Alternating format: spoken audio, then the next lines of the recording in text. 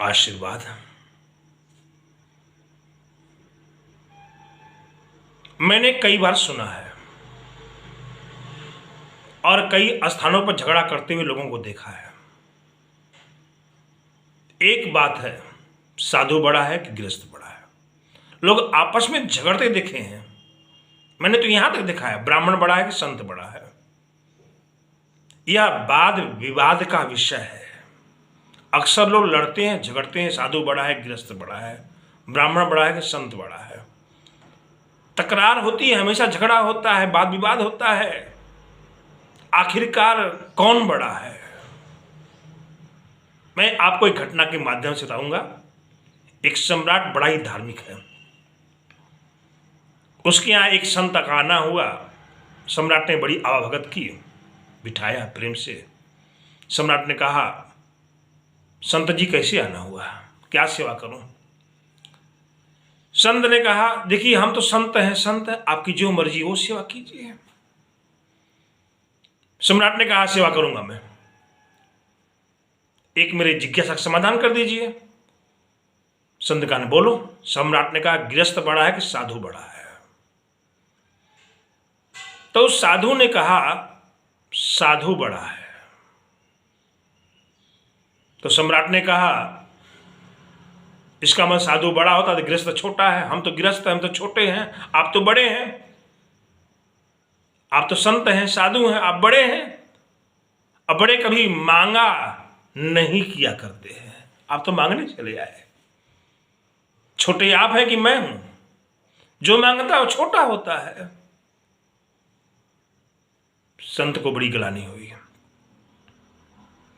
उठे और वहां से चले गए। कुछ काल के बाद में एक और साधु आए सम्राट के यहाँ। सम्राट ने बड़ी आवाभगत की, बिठाया प्रेम से और हाजिर के पूछा, महात्मन जी क्या सेवा करूंगा मैं आपकी? संत ने कहा, सम्राट हम तो संत ठहरे, आपकी जो इच्छा हो सेवा कीजिए। आ गए तो आ गए। सम्राट ने कहा, ठीक है महाराज। जानते हैं, उस सम्राट ने पूछा, एक जिज्ञासा है, समाधान कर दीजिए महात्मन जी। संत ने कहा, ठीक है, बोलिए क्या कहना चाहते हैं, बोलिए। सम्राट ने कहा कि साधु बड़ा है कि गृहस्थ बड़ा है?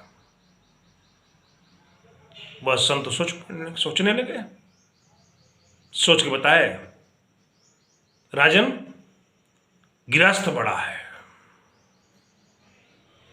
सम्राट ने कहा, महात्मन जी आपने सोच समझ के कहा है? बोला, हाँ मैंने सोच समझ के कहा है, गृहस्थ महान होता है। तब महात्मन जी हम तो गृहस्थ हैं, महान हैं, और आप महात्मा हैं, संत हैं, तो इतने महान गृहस्थ आश्रम को छोड़ करके आप संत हो गए, महात्मा हो गए, ये तो बहुत बड़ी गलती आपसे हो गई। हम तो गृहस्थ हैं, महान हो गए, आप संत छोटे हो गए, तुच्छ हो गए। तो आपने ऐसा क्यों किया? महान गृहस्थ आश्रम को छोड़कर आप संत क्यों हो गए? इतने छोटे काम क्यों कर दिया आपने? वो संत मन में कहता, राजन तो ठीक कहता है, हमने बहुत बड़ी भूल की है। वहां से उठे और चले गए।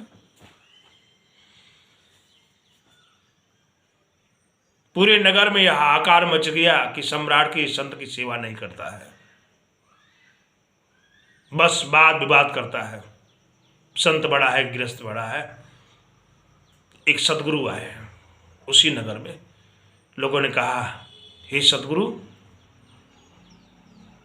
इस सम्राट पर कृपा कीजिए, ये बड़ा घमंडी अभिमानी हो गया है।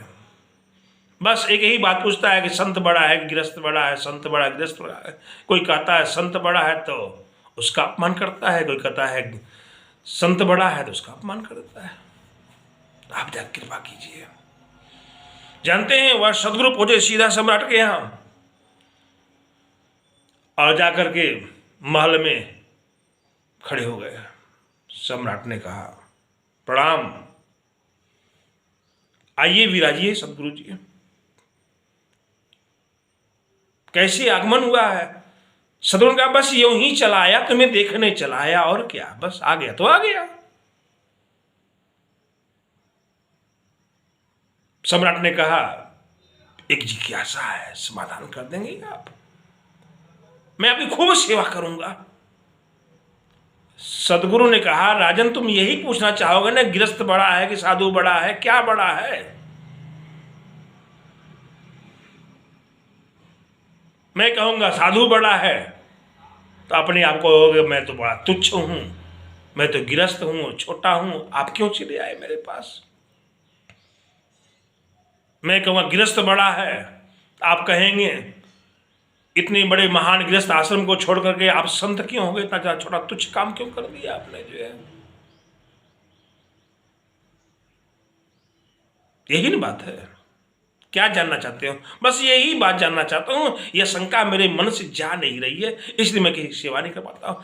तो सदगुरु ने कहा चलो यहां से चलते हैं कुछ दूर जंगल में, तुम्हें वहां जिज्ञासा का समाधान कर ही दूंगा मैं, जो है ठीक है चलो। शाम का समय हो रहा था, रथ आया, सदगुरु और सम्राट बैठे, सारथी लेकर के जो वन की ओर गया। जानते हैं जब पहाड़ आया, अंधेरा होने को आया, सदगुरु ने कहा राजन बस यही ठहरते हैं, चलिए आगे एक पेड़ है, बट वृक्ष का विशाल पेड़ है, चलते आज की रात्रि वही ठहरेंगे। सम्राट भी बड़ा साहसी था, हिम्मती था, देख लेंगे जो कुछ होगा। सारथी को वापस भेज दिए और संत और सम्राट दोनों ही आकर बट वृक्ष के नीचे आके बैठ गए। कुछ गप हो रही थी। उसी बट वृक्ष के ऊपर एक कबूतर का परिवार रहा करता था, उसके छोटे छोटे बच्चे। संध्या का शाम हो रहा, संध्या का समय हो रहा था। कबूतर ने कहा अपने परिवार से देखो आज मेरे यहाँ अतिथि आए हैं, हम क्या सेवा करें? आतिथ्य सत्कार गृहस्थ आश्रम का धर्म होता है, अतिथि का सत्कार करना, बिना अतिथि बताए हुए कोई आ जाए उसे आतिथ्य करते हैं, अतिथि करते हैं। हम गृहस्थ हैं, आतिथ्य सत्कार करना चाहिए। परिवार ने कहा हम क्या कर सकते, हम तो पंछी हैं, क्या करेंगे?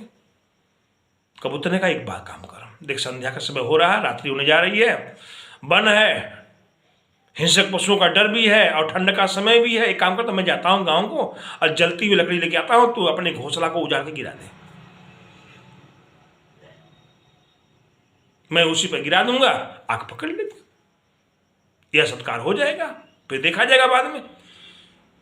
परिवार ने कहा ठीक है जाइए आप। गांव में गया कबूतर, जलती हुई लकड़ी लंबी से उठाया और लेके चल पड़ा, अपने को बचते बचाते आया करके। तब तक परिवार जो है अपने घोंसले को जो है थोड़ा थोड़ा लकड़ी नीचे गिराती चली गई। ऊपर से आग, लकड़ी जलती हुई कबूतर ने गिरा दिया, गिराते ही वो लकड़ी पकड़ना शुरू कर दिया। सम्राट ने कहा लकड़ियां क्यों गिर रही हैं? सदगुरु ने कहा बस देखते जाओ। कुछ देर के बाद में आग गिरी। सदगुरु ने कहा देखो इसीलिए लकड़ियां इसीलिए गिर रही थी कि आग गिरना था, ठंड का समय है। झट उठे सम्राट और सदगुरु, लकड़ियां इकट्ठा किए, आग जलाए, बैठ गए आराम से वहां पर। कुछ देर के बाद परिवार कहता है देखो जी हम तो गृहस्थ हैं, क्या दे सकते हैं इनको भोजन, क्या खिला सकते हैं? आतिथ्य का, गृहस्थ आश्रम का धर्म होता है आतिथ्य सत्कार, चाहे कोई भी आता है हमारा धर्म है सेवा करना। तब कबूतर ने कहा मैं अपना बलिदान दे देता हूं, भगवान का परम धाम प्राप्त होगा, मैं किसी के काम आ जाऊं, बस सीधी सी बात है, मेरा जीवन किसी के काम आ जाए। परिवार कुछ नहीं बोला। कबूतर ने कहा देखो हम तो पंछी ठहरे, यदि किसी के काम आ गए भगवान का परम धाम प्राप्त होगा, हमारा जीवन कृतार्थ हो जाएगा, धन्य हो जाएगा, इससे बड़ा जीवन का फल क्या होगा? तब ठीक है, कबूतर वहां से उड़ा और धधकती आग में गिर गया। सम्राट ने कहा सदगुरु जी ये क्या हो रहा है? बोला भोजन की व्यवस्था हो रही है, जल्दी उसको भूनो और खाओ। तो मैं भूख लगी, हम तो सदगुरु ठहरे, संत ठहरे, हमें क्या है, आज की रात्रि उपवास, तुम्हें तो भूख लगी है, खा लो। कबूतर को जलता हुआ देखकर सम्राट ने कहा जल्दी भूनो इसको, भून करके खा लिया। सदगुरु ने पूछा पेट भर गया? बोला इतना से पेट भरेगा? राजा महाराजा लोग ठहरे, हम लोग अनेकों प्रकार के व्यंजन खाते हैं, एक कबूतर से पेट भर जाएगा हमारा? तब इतनी बात कबूतर का परिवार सुन रहा था कि आतिथ्य सत्कार में कमी रह गई है, तो मैं किस लिए, जिस मार्ग को मेरे पति ने गमन किया मैं भी उसी मार्ग पर चल पड़ूं जो है।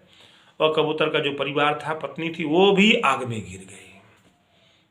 सतगुरु ने कहा अब तो पेट तुम्हारा भर जाएगा, इसको भून लो, खा लो, नोच के खा लो, क्या करोगे। सम्राट तो सम्राट उसको ही भूना और खा गया। सतगुरु ने पूछा क्यों, पेट भर गया? बोला अरे महाराज कहाँ पेट भरने वाला है, हमको राजा महाराजा ठहरे, पेट भर जाएगा। उनके बच्चे, कबूतर की जो पत्नी थी, उनके बच्चे थे, छोटे छोटे बच्चे थे। उन्होंने कहा मेरे माँ और मेरे पिता जिस आतिथ्य सत्कार के लिए अपने जीवन का बलिदान कर दिया और सफल नहीं रहा, उसका पेट नहीं भरा, तो हम किस काम आएंगे। मेरे माता पिता जिस मार्ग से गए उसी मार्ग से हम भी जाएंगे, हमारा भी कल्याण हो जाएगा। जानते हैं उसके बच्चे 5-7 बच्चे थे, सब के सब जो है उसी आग में गिर गए। सम्राट ने कहा भूनो, संत ने कहा भूनो और खाओ। सम्राट भूना और खा गया, धिकार लिया, बोला अब पेट भरा जाकर गया। जानते हैं जैसे धिकार हुआ, पेट भरा और कहा संतुष्ट, पेट भर गया मेरा, तो जानते क्या हुआ है। उसी समय देखता है सम्राट की जो है वह कबूतर के पत्नी, परिवार, उसके बच्चे दिव्य स्वरूप धारण करके देव तुल्य जो है सशरीर जो है सतगुरु को धन्यवाद दिया, हे सतगुरु आपने बड़ी कृपा की हम सभी के ऊपर, हम सशरीर वैकुंठ धाम जा रहे हैं, तो हमारा जीवन किसी काम आ गया, हमने बलिदान दे दिया है, इससे बड़ा आतिथ्य सत्कार क्या होगा। इसी पुण्य का फल है कि हम देवलोक जा रहे हैं दिव्य शरीर धारण करके। सम्राट अवाक रह गया देख करके। सुबह हुई, सदगुरु ने कहा राजन मैं अपने यात्रा पर जा रहा हूं, तो अपने महल जाओ। सम्राट ने कहा मैं समझा नहीं, आपने कहा था मेरी शंकाओं का समाधान करेंगे, आपने समाधान किया नहीं है और जा रहे हैं। भले मैंने समाधान रात्रि में कर दिया था। सम्राट ने कहा मैं समझा नहीं।